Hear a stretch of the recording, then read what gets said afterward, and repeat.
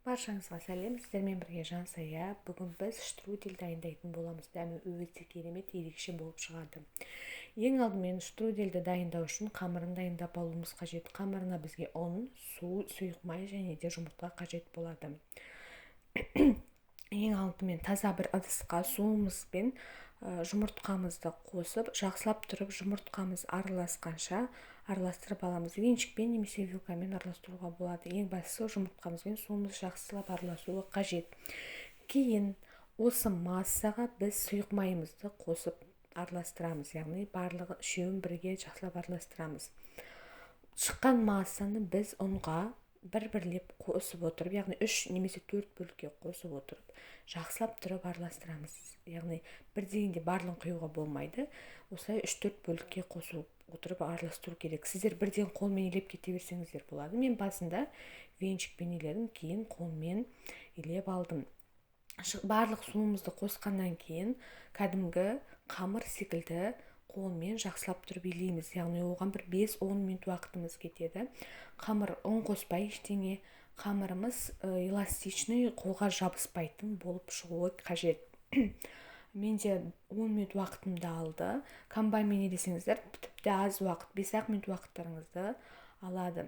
Осындай қолға жабыспайтын қамыр шыққаннан кейін оны пленкаға орап 1 сағатқа қойып қоясыздар.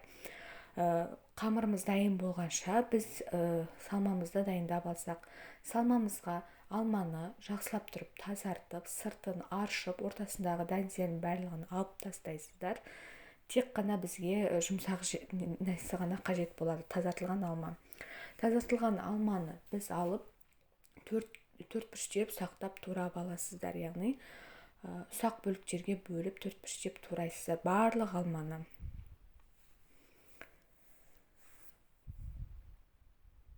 Видеода көрсетілгендей мен барлық сыртындағы қоқыстарын барлығын алып тастадым.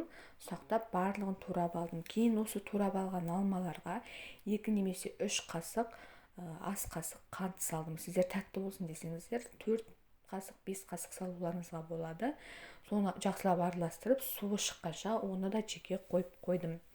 Дайын болған қамырды 1-2 рет басып алып, оқтаумен 4 бұрышты формасына келтіріп жайып алдым. Видеода өздеріңіз көріп тұрғандай 4 бұрышты формасы келгенше жақсылап жайып алдым. Міне дайын болған осы форманы біз әрі қарай қолмен жаятын боламыз. Яғни вафельный орамал дейді ғой, соған жайып отырып, қолмен білегіміздің ұшымен жаятын боламыз.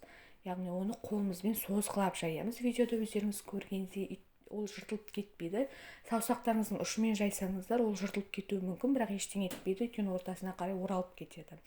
Біз осылай ұзын қылып, орамалдың формасына келтіре отырып, жақсылап тұрып видеодағыдай жайып аласыздар.